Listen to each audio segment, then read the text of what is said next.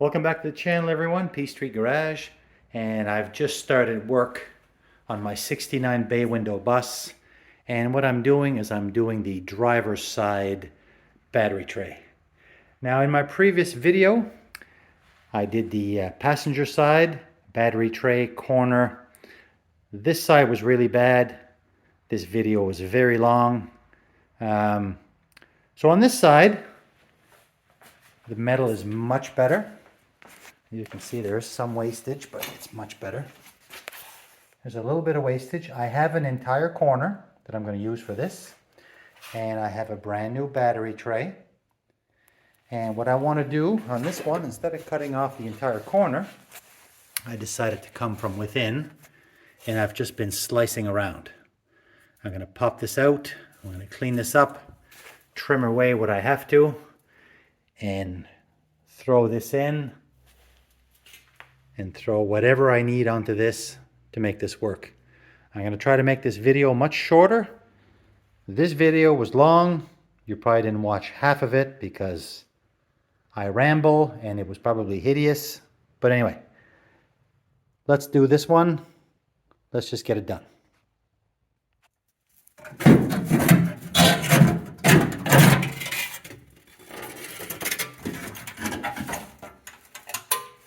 There's that old tray. My gosh. And just at a first glance, you'd look at it and say, okay, the battery tray's still there. But oh my gosh, that feels like it's paper thin. Paper thin compared to the new one. Okay. So now I need to clean up all of the inside, get rid of that lip.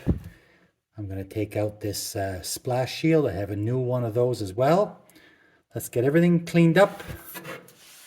And I'm going to remove all the paint and Bondo and everything that's on this back corner to reveal some good metal. Alright guys, well, work continues on my driver's side back corner. And I've got the battery tray pretty much all removed. I'm just coming back on the inside. I don't know if you can see that. I've been cleaning the lip on the end here.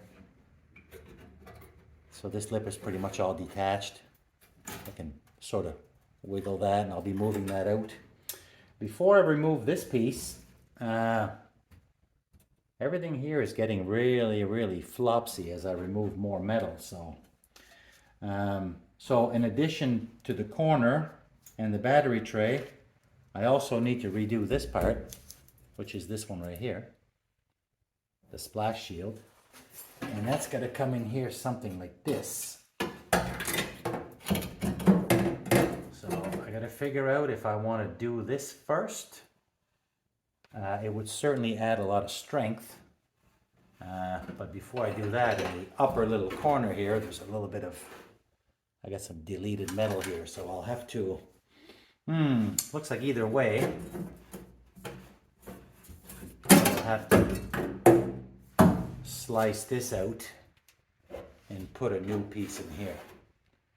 I think the plan, so I think that's what I'm going to do. I think I'm going to slice this out, cut the old splash shield out, and then I've got pretty much the remnants of the battery tray lip. That's pretty much all separated. You can pull that off, and then yeah. So on this corner, I'm not going to redo the entire corner. I'm not sure if you can capture that or not. I'm too close maybe. I don't want to get into this seam. I don't want to get into this seam over here. So basically what I've got sliced out here is what I'm going to remove. Probably up to here somewhere. And I'm just going to cut and butt. This line here will represent where the battery tray will lay. So I'm going to cut up to here and then just clean up the inside. Battery tray will go in, and then I'll lay my corner on top, cut and butt, and I think that'll be that. All right. See if we can pull this one. Okay, a little bit of a quick update. I cleaned up this lip. I came back and I added a small strip of metal here that I plug welded and tacked on the top. And this is going to represent the edge of the front part of the battery tray. I've got pretty much everything else inside all cleaned up. I came all around. Everything that was part of the old battery tray is now gone. So now what I want to do is I'm going to take my new battery tray. I'm going to try to fit it in. See how this looks. So here's the battery tray in place. I was able to put it in and just tap it down. It's got to come down in this corner a couple more hairs, but other than that, the seam is nice and tight there.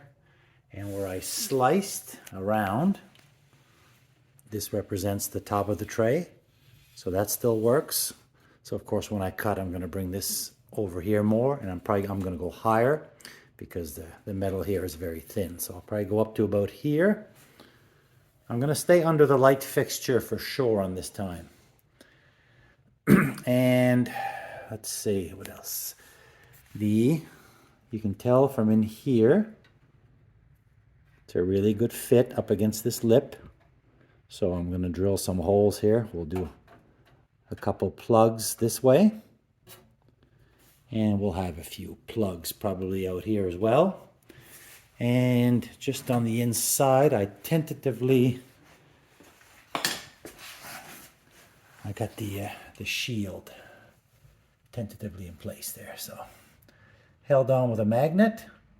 But you can see just above is the strip of metal that's on the other side, but you can see the good penetration. So yeah.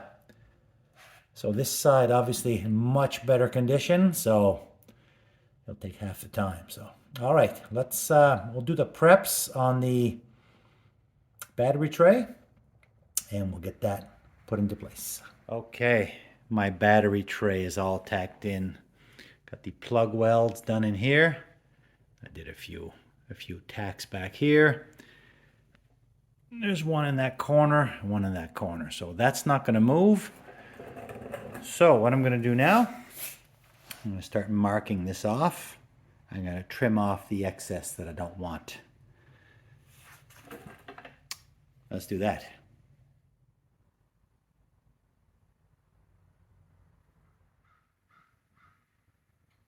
Okay, well you saw what was left of my corner piece. And so the idea now is to come in, install this, something like that, and do some kind of a cut and butt. Now the only thing is, this is going to be really good because I don't have to get into the corners. I'm going to cut it just before. Same with this side, so there'll be no folding, none of that stuff. And I wasn't going to go this far, except I found some few pinholes there. Now, the thing with the cut and butt, it's fine over here because there's almost no metal left. But on this side, if I just cut and butt, I mean, I don't want this metal to be trapped in there, because then I would have two full layers. So if I remove it first, I might do that, but if I remove it first, then it won't really, then it's going to sit a little bit different, I guess. I think what I'm going to do is I'm going to figure out where I want it. I'm going to make a few reference marks, and then I will remove some excess metal so that when I'm cutting and butting here or here, and with a lot of my cut and butts,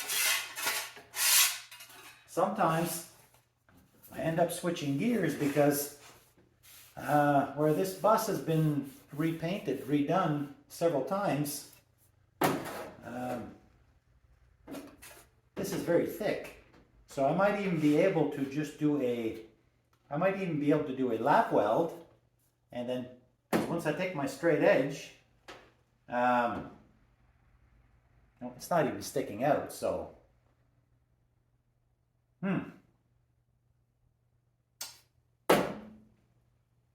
It'll probably turn out to be a combination, because when I say cut and butt, very often one section will be butt, one section will be cut and butt, one will be lapped. So anyway, we'll make a few reference marks on this. I will trim some excess and we'll see where we're at.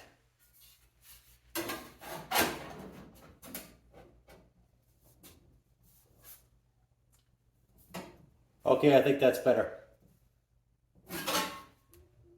Okay, I got my piece all tacked in. Got a little bit of grinding done to knock down the tacks. So what I'm going to do now, I'm going to start slicing. I'm going to slice, I'm going to push in, and I'm going to weld, working my way down. And I'm going to do the same on the other side over here. And then I'll come back and do the top. Not sure if I will leave the lap weld or if I will slice. I may not. Depends how the two ends turn out. And depends on the alignment. All right, let's do that now.